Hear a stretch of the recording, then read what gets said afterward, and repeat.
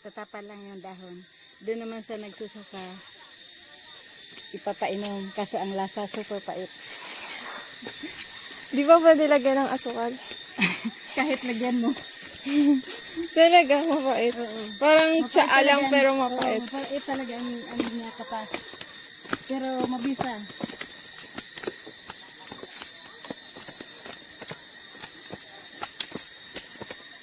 Lalo na bagay yung mga bata na halos may bulate ang tiyan. Naku, sinusuka talaga niya pag napainom niya. Oh. Yung mga first aid na gamot. Pang-unang lunas. Anong tawag doon? Matangkwaw. Matangkaw. Ano nangyari dito? Bakit? Ito, natumba ng Glenda Typhoon. Walang laman pala sa loob na. Bali, So, Inanay ba? Hindi ko lang. Oo. Inanay sa loob. Kasi nung mahangin, di ba super typhoon din yung Glenda. Banda Sorsogon, ang grabe na natumba na kahoy along the road. Di ba malalaki ang mga puno ng kahoy sa tabi ng kalsada. Nagsipag-tumbahan yun. Naharangan mga kalsada. Ito naman, yan. Kaso may dangerous na rin yun.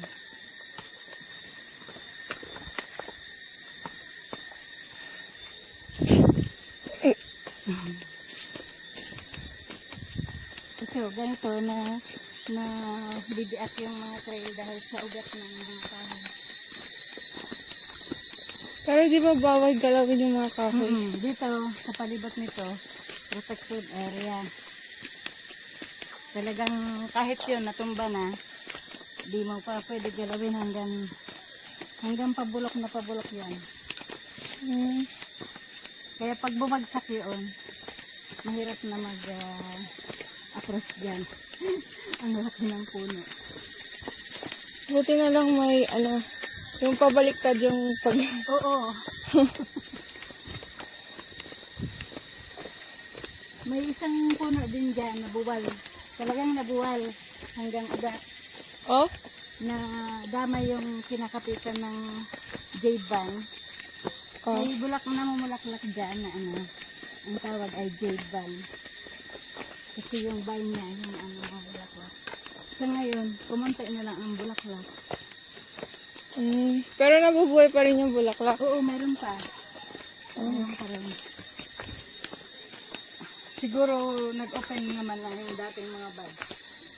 Kaya pag nagkakaya, kitang-kita doon kasi may branches na nakadungaw sa tubig.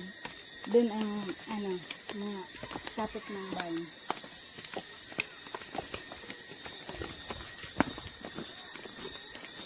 Itong lake ay, ang lawak nitong lake, 16.4 hectares. Malaki din. Oo. Tapos, yung lake na nandun sa taas, kung matubig, mas malawak dito. Pero hindi siya gaano malalim. Mga 9 feet lang, 9 meters deep lang.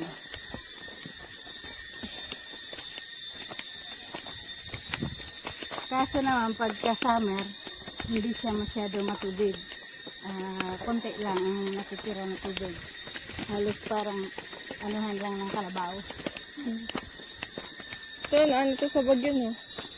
Itong puno na to. Oo. Tingnan mo, oh. Wala na, hindi na nakaano yung puno niya. Ugat na lang yung talagang naghahanap ng makakapitan. Ugat to? Ang laki ng ugat. Ugat, oh. Lumaki. Lumaki. Di ba puno na, ho? Ganun. Nagsanga na ang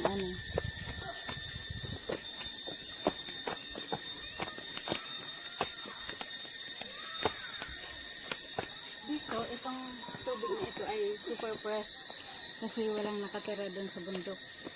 Kaya yung bulot talaga niya, walang dinadaanan na may nagtatapon ng dugi.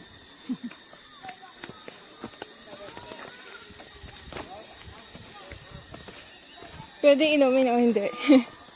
Dati yung lulo ko, dito talaga siya pagka magdamag siya ng miningwit. Then lang siya sa gitna-gitna. Nagkukuha ng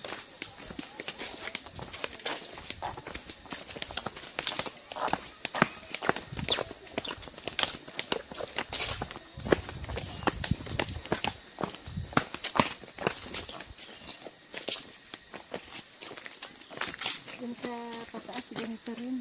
May malalaking bato at sa ilalim, wala. Kaya delikado din akit-akit sa taas.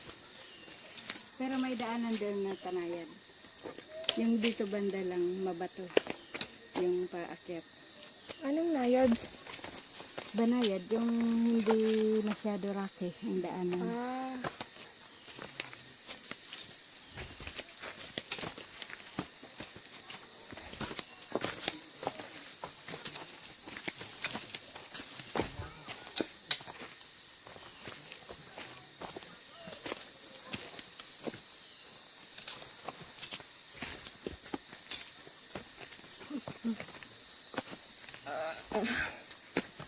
okay na mo. Ito na lang mag-rest. Hindi masira ang shoes mo.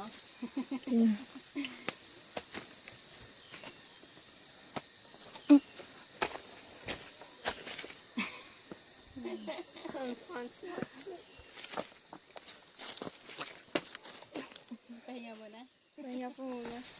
Dahan-dahan kayo dito ha, kasi baka supot ng ugat yung shoes niya.